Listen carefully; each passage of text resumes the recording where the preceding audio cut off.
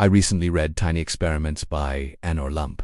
Several years ago, Anle was successful by society's standards, but deeply unhappy. She had landed her dream job at Google, worked with a brilliant team, and was ascending the corporate ladder, but instead, something was off. Her unhappiness came from years of quietly suffocating her professional curiosity. Every time she contemplated a new path, like taking a university course unrelated to her job, starting a newsletter, or testing out a startup idea, she'll shut it down. She stuck to the linear path from school to steady promotions to a senior position. But the predictable path started to feel like a prison. Like in law, ignoring your career curiosity is like disconnecting the smoke alarm in your house. It might seem harmless at first, but eventually it becomes catastrophic. Sadly, many of us can't hear our inner curiosity alarm at all because it's drowned out by too loud cognitive scripts that pull us toward professional misery. The sequel script and the crowd pleaser script. The sequel script is the story we tell ourselves that we must keep building on what we've already done. Like a movie studio greenlights yet another sequel because the last one made money. We follow the same formula again and again. Listening to the sequel script might lead to financial stability, but it rarely leads to mornings where you wake up energized by your work. The crowd pleaser script stems from a belief that we shouldn't disappoint people or risk looking foolish. So, if we can't easily justify a change to others, we maintain the status quo. In other words, we say no to unconventional paths because they might raise some eyebrows. Together, these scripts lock us into a linear mindset and prevent us from exploring the unconventional and uncertain detours that may lead to a fulfilling career. It's like planning a cross-country trip to visit a legendary theme park, only to arrive and find it's nothing like the brochure. The rides are closed, the paint is peeling, and the staff look like they gave up years ago. And all the while, you passed up better opportunities along the way. Like stopping in a small town to enjoy a music festival where you meet a new friend who randomly invites you to go rock climbing nearby. There you learn that you enjoy rock climbing more than you thought and want to spend the next few weeks learning to climb. In a professional context, those side roads are what Anne calls tiny experiments. Tiny experiments are how you explore curiosity without quitting your job or blowing up your life. They're short, focused, and designed to create momentum. Think of them as low-stakes tests with high upside potential. Here are a few examples. 30 days of newsletter writing. Each morning, write a short piece on a topic you're eager to master, like investing or AI. Create the latest news in your unique style or bring one key concept to people's attention. This tiny experiment will work your creative muscles, accelerate learning, and build a body of work. Or maybe commit to a 50 days of contribution tiny experiment where you offer daily help on Reddit or Discord. Choose something you know well, whether it's a specific software program, a certain lifestyle, or a hobby you excel at. Your posts and replies could lay the groundwork for a future coaching, career, or an online course focused on your niche subject.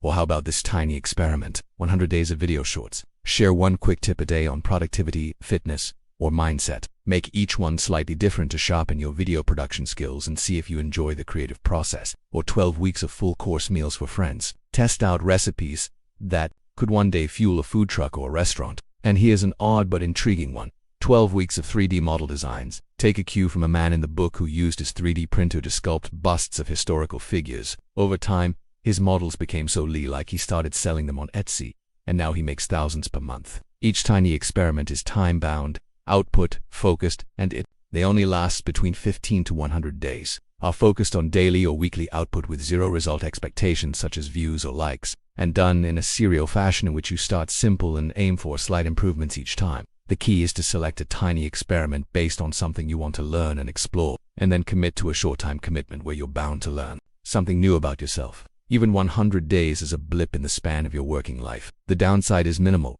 but the upside could change your life. You might discover something that looks like work to others, but feels like play to you. You may also find your tribe, a group of people who want to hear what you have to say. A decade ago, committing to writing one book summary a week for 12 weeks connected me with a community of book lovers, lifelong learners, and personal optimizers. My tribe has taught me many valuable lessons over the years, and their support allows me to do what I love for a living. Now there's one thing you can add to your tiny experiments to supercharge your learning. It's a tool Lua calls Plus Minus Next. Once a week, set aside 10 to 15 minutes to create a document with 3 columns. Put a plus sign in the first column, a minus sign in the second, and an arrow in the third.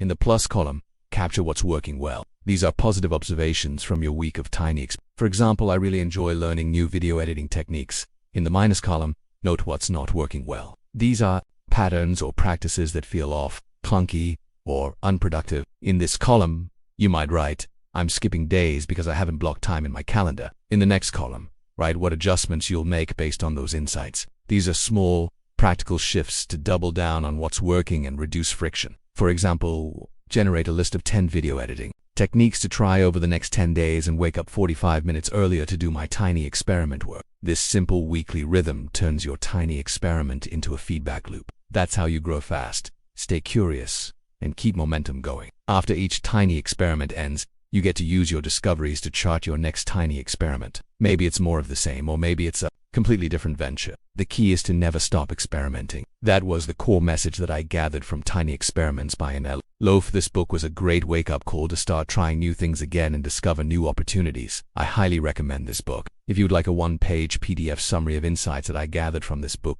just click the link below and I'd be happy to email it to you. If you already subscribe to the free Productivity Game email newsletter, this PDF is sitting in your inbox. If you like this video, please share it. And as always, thanks for watching and have yourself a productive week.